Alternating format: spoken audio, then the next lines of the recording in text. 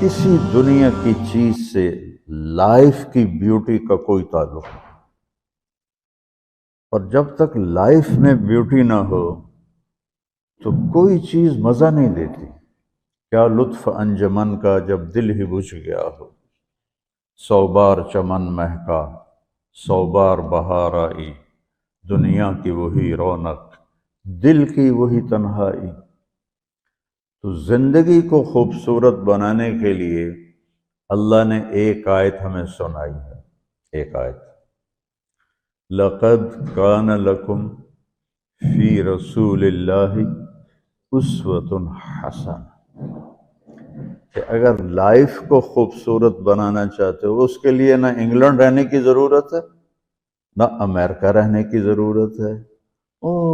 میں افریقہ کے غریب ملکوں میں گیا ہوں، جنگلوں میں صحراؤں میں پھرا ہوں، تو ان کے زندگی دیکھ کر حیرت ہوتی ہے۔ ان کو آج کی دنیا کی کسی چیز کی کوئی خبر نہیں، آج بھی ان کے گھر میں روشنی کا کوئی انتظام نہیں، چاند کی روشنی ان کی روشنی ہے، رات کو ان کے گھروں میں چراغ بھی نہیں جلتے۔ میں ایسے ملکوں میں گیا ہوں۔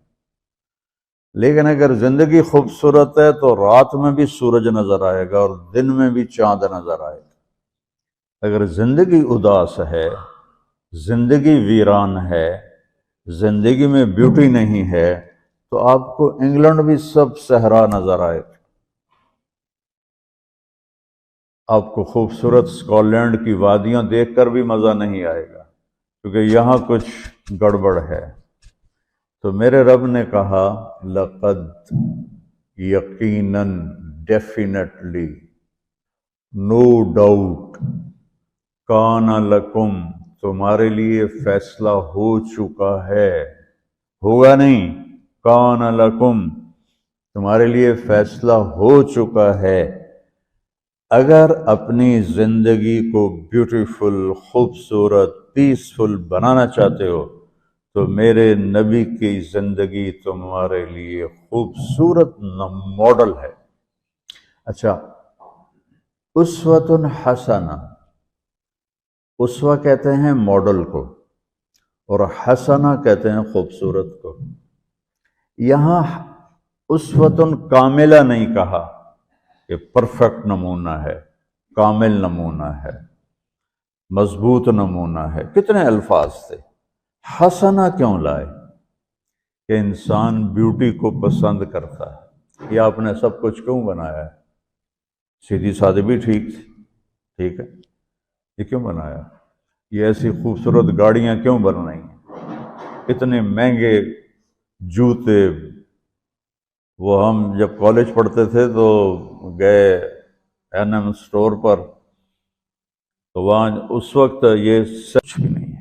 تو میرے اللہ کو پتہ ہے کہ میرے بندوں کو خوبصورتی پسند ہے۔ آپ چھوٹے بچے کو اسمائل دو تو وہ آپ کو ہنس کے دیکھے گا، اس کو ایسے دیکھو وہ رونے لگے گا، حالانکہ اسے پتہ نہیں ہے، لیکن جب چہرے پہ بدصورتی آئی تو اس نے بھی فیل کیا اور رونے لگ گیا۔ جب آپ نے اسمائل دی تو وہ آپ کو دیکھ کے ہنسنے لگا، اس کو کچھ پتہ نہیں ہے کیا ہو رہا ہے۔ اتنی چھوٹی عمر سے بچہ سے لے کر بڑا بیوٹی کانشیس ہوتا ہے، اور خوبصورت چیز کے لیے دل کھنچتا ہے۔ آپ کو تو 14ویں کا چاند نظر نہیں آتا، تو ہمارے ہاں تو 14ویں کا چاند نکلا ہوتا ہے تو میں چارپائی ڈلوا کے اور گھنٹوں اس کو دیکھتا رہتا، مجھے اس کا مزہ آتا رہتا۔ تو اللہ تعالیٰ فرما رہا ہے، اگر زندگی کو خوبصورت بنانا ہے تو صرف میرے نبی کی زندگی ہے، اسوہ، ماڈل۔ حسنہ کسے کہتے ہیں؟ حسنہ کا عام مطلب حسین، حسن، خوبصورتی ہے، لیکن حسنہ چہرے پر تل جو ہوتا ہے، جو چہرے کو خوبصورت بنا دیتا ہے۔ آپ نے دیکھا کبھی جن کے چہروں پہ کوئی ایک تل ہو تو وہ چہرہ بڑا بیوٹیفل نظر آتا ہے، پرکشش نظر آتا ہے۔ تو حسنہ چہرے کے اس ڈاٹ کو، کالے ڈاٹ کو کہتے ہیں جس سے چہرے کی بیوٹی بڑھ جاتی ہے۔ تو میرا اللہ کہہ رہا ہے، اگر تم نے اپنے چہرے پہ تل سجانا ہے، ڈاٹ جس سے آپ حسین لگتے ہیں، تو میرے نبی کی زندگی اپنا لو۔ اس سے خوبصورت لائف آپ کو کہیں نہیں ملے گی۔ وہ خوبصورتی اگر مجھے مل گئی، آپ کو مل گئی، تو آپ کی دنیا بھی بن گئی، آخرت بھی بن گئی۔ پوری زندگی پر آنے کے لیے میں صرف 2 حدیثیں آپ کو سناتا ہوں، صرف 2 حدیثیں میں کر لوں، آپ کر لیں، آپ کی پوری لائف 180 پہ چلی جائے گی، اور آپ کے اندر خوشیوں کی لہریں دوڑیں گی، مزہ لیں گے، بھوک میں بھی مزہ لیں گے۔ ہماری پاکستان کی سزوکی جس کا کوئی ٹائر بھی ٹھیک نہیں ہوتا، سٹیئرنگ بھی ٹھیک نہیں ہوتا، اس میں بھی بیٹھو گے تو مزہ لو۔ صرف 2 حدیثیں میں آپ کو سناتا ہوں۔ میرے نبی نے فرمایا، معاذ الا انبئک بملاک ھذا کلہ۔ اب پہلی حدیث سنا رہا ہوں۔ معاذ، تمہیں اپنے دین کی سمری بتاؤں؟